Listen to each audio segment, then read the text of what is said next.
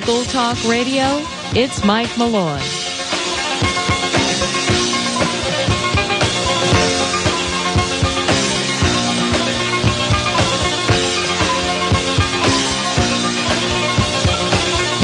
Out here in the fields. 21 past the hour. Kathy in Maine writes, I have an ideal. Let's send Alan West to North Korea to meet some real live communists. Wouldn't Alan West wet his pants? Wouldn't Alan West just wet his bloomers if he went to meet some real communists, huh?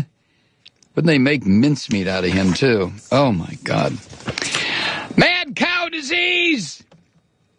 Mad cow disease!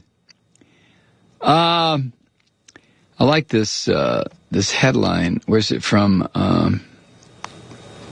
I guess it's from the Mercury News. The what is it? Not Sacramento. Oh well, it doesn't matter. It's a great newspaper. Here's what they say: in a move that could raise new questions about food safety and result in economic setbacks to California's multi-billion-dollar agricultural industry, the U.S. Department of Agriculture on Tuesday confirmed that a case of mad cow disease had been found in a dairy cow in the Central Valley. First mad cow disease ever found in California, and the first one detected in the United States since 2006. John Clifford, USDA's chief veterinary officer, said the public is not a risk. Well, okay. Now, Prairie 2 has something to say about that. Feeling a little twitchy after your last visit to the Burgerplex? Don't worry, it's just in your head, or rather, it is in your head, and there's no cure. Actually, your chances of developing the 100% fatal variant, Creutzfeldt-Jakob disease, are unlikely. The discovery of a mad cow at a rendering plant in California doesn't mean we're all going to die.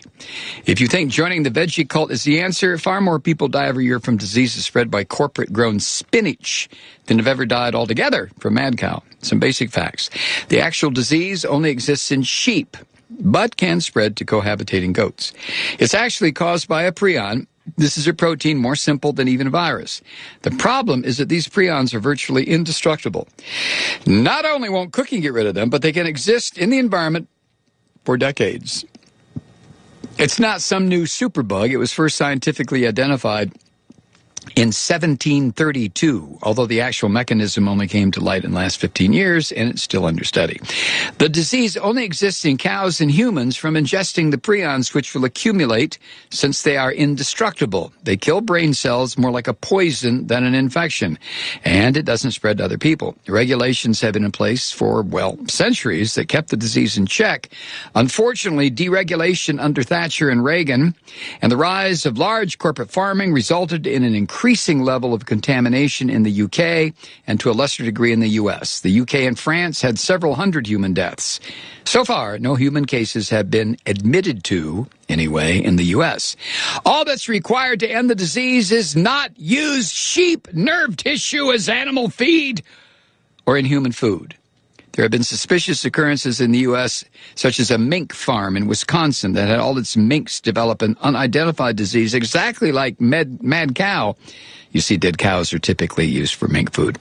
There have been major outbreaks of wasting disease in wild deer fed bone meal to produce trophy racks.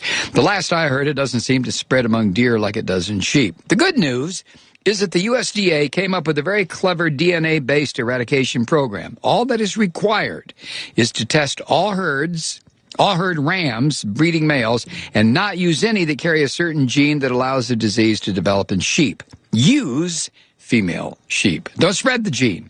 The disease probably came off the ark with Noah, and most sheep are actually immune if they don't have the gene introduced in their offspring through breeding. Noah? Since corporations are by definition amoral, they tend to break rules to enhance profits. Somebody in California broke the rules and has been feeding contaminated nerve tissue to cows. The rendering plant where the random test turned up the disease may well have been recycling the prions back into the feed supply for years. The problem is the USDA has been testing very few samples.